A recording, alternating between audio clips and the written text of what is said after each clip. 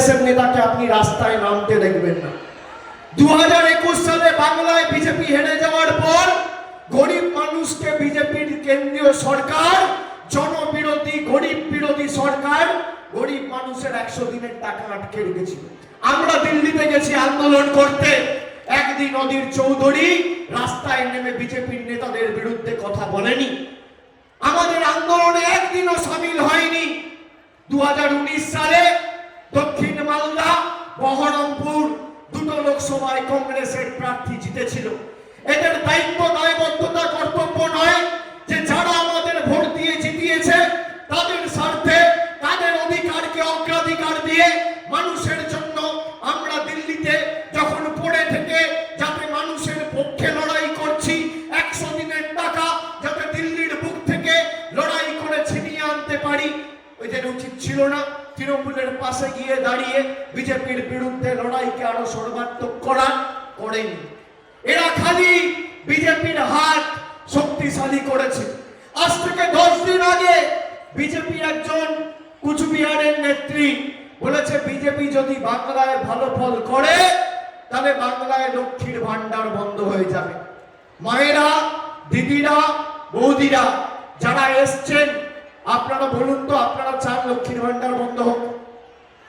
চান? এটা রেকর্ডিং আমার কাছে রয়েছে, আপনারা শুনুন আরেকবার। অধীর চৌধুরী রেকর্ডিং যেমন শোনালাম, বিজেপির নেত্রী কুচবিহারের কি বলেছে আজ থেকে 15 দিন আগে শুনুন।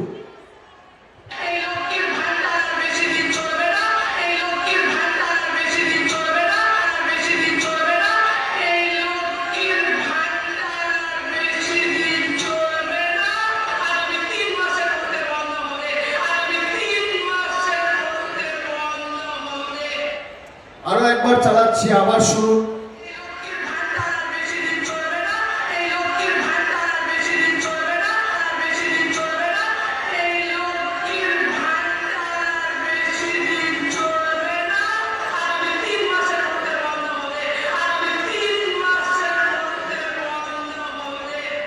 শুনলেন?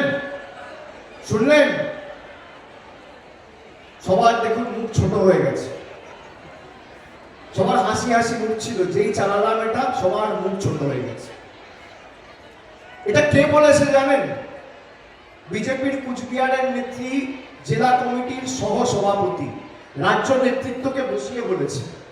আজ থেকে 15 দিন আগে অধীরবাবুকে দেখেছেন একটা সাংবাদিক বৈঠক করে বিবৃতি দিতে, প্রতিবাদ করতে। আপনারা চান মায়েরা আপনার লক্ষ্মীর ভান্ডার বন্ধ হোক? এই মালদা থেকে ভোট কাটাকাটি করে, বাংলায় কথা আছে না, নিজের নাক কেটে অন্যের যাত্রা বন্ধ করা।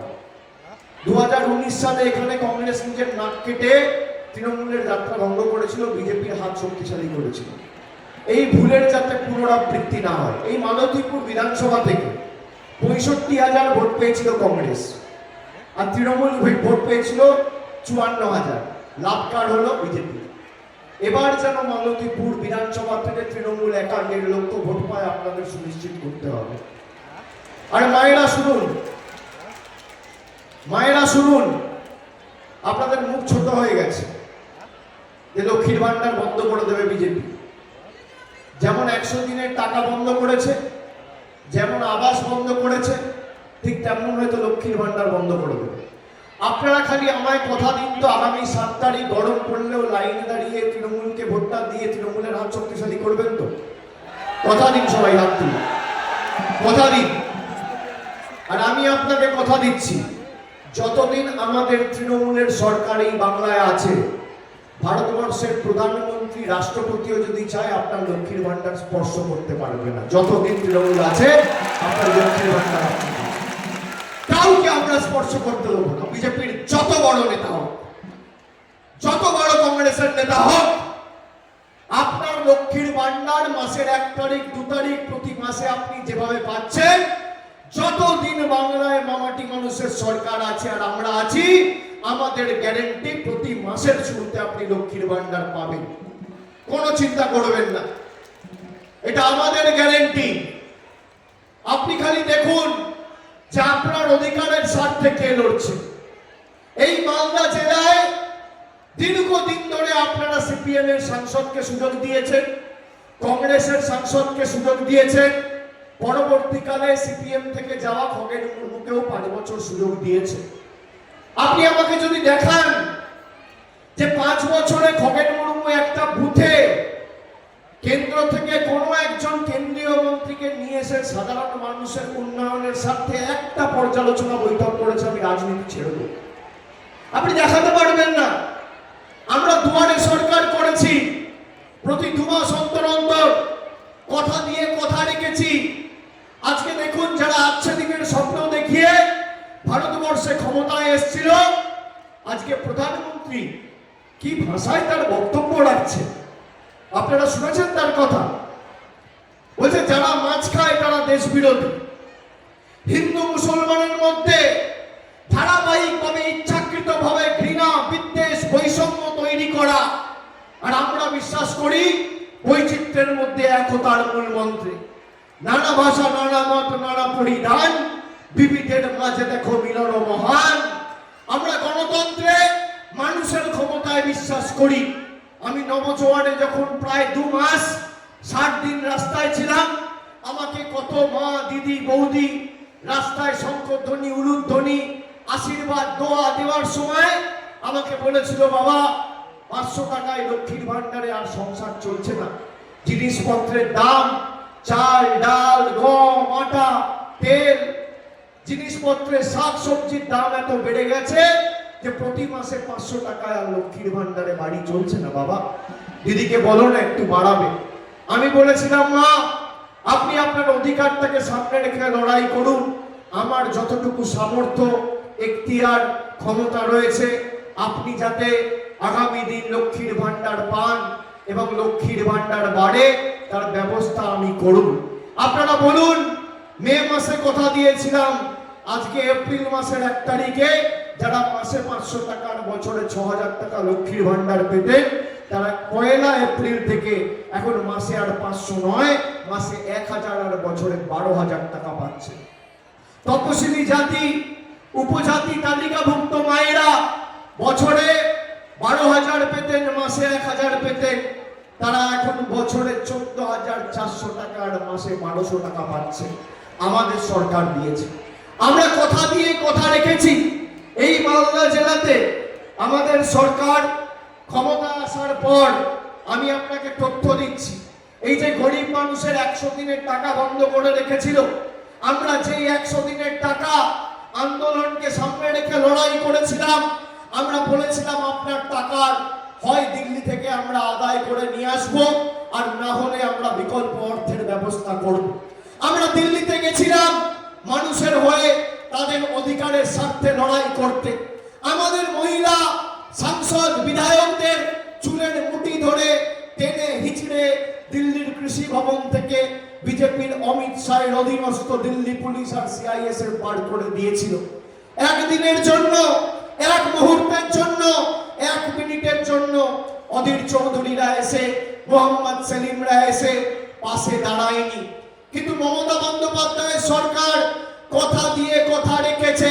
এই মালদা জেলায় 3,03,157 জন শ্রমিক ছিল যারা 100 দিনের টাকা পাওনা ছিল। গত ফেব্রুয়ারি মাসে 151,97,00,000 টাকা তাদের ব্যাংক অ্যাকাউন্টে পৌঁছে তাদের বকেয়া পাওনা মিটিয়ে দিয়েছে। দেওয়ার কথা ছিল কেন্দ্র সরকারের, আর দিয়েছে আমাদের মামাটি মানুষ সরকার। লক্ষ্মীর ভান্ডার এই মালদা জেলায়, খালি বাংলার পরিসংখ্যান বলছি না, শুধু মালদা জেলাতে, অর্থাৎ মালদা জেলার মধ্যে যে 12টি বিধানসভা রয়েছে, খালি এই জেলাতে 9,44,652 জন মা, দিদি, বৌদি, বোনেদের আমাদের সরকার 1,370 কোটি টাকা খরচা করে প্রতি বছর লক্ষ্মীর ভান্ডার দিচ্ছে। প্রায় 16,08,000 মেয়েদের আমরা কন্যাশ্রী দিয়ে আর্থিক সাহায্য সহযোগিতা করেছি। খাদ্য সাথী প্রকল্পে কেন্দ্র টাকা বন্ধ করে দিয়েছে। এই মালদা জেলাতে 42,97,386 জনকে বিনামূল্যে রেশন আমাদের মামাটি মানুষের সরকার প্রতি মাসে দিচ্ছে। 42 লক্ষ 97,386। মাইনরিটি স্কলারশিপ অর্থাৎ ঐক্যশ্রী স্কলারশিপে 39,62,292 জনকে 809,76,00,000 টাকা খরচ করে মাইনরিটি স্কলারশিপ দিয়েছে। আপনি খগেন মুর্মুকে বলুন তো, অভিষেক বন্দ্যোপাধ্যায় হিসাব দিয়ে গেল, ওনাকে বলুন 5 বছরের হিসাব দাও। 10 বছর তো মোদী সরকার ক্ষমতায়, তোমার হিসাব কোথায়? কংগ্রেস সভা করছে, জিজ্ঞেস করো যে এতদিন মোদী সরকার ক্ষমতায় আমাদের টাকা বিজেপি বন্ধ করে দিয়েছে, কবার রাস্তায় নেমে প্রতিবাদ করেছো? একবারও এদেরকে অনুবীক্ষণ যন্ত্র দিয়ে খুঁজে পাওয়া যায়নি। আপনার সুখে, আপনার আনন্দে হয়তো আপনি তৃণমূলকে পাবেন না, কিন্তু আপনার দুঃখে আর বিপদে তৃণমূল কংগ্রেস ছিল, আছে আর আগামী দিন থাকবে, আমি কথা দিয়ে যাচ্ছি। তৃণমূলের এটাই রাজনৈতিক দর্শন। আমরা কথা দিয়ে কথা রাখি।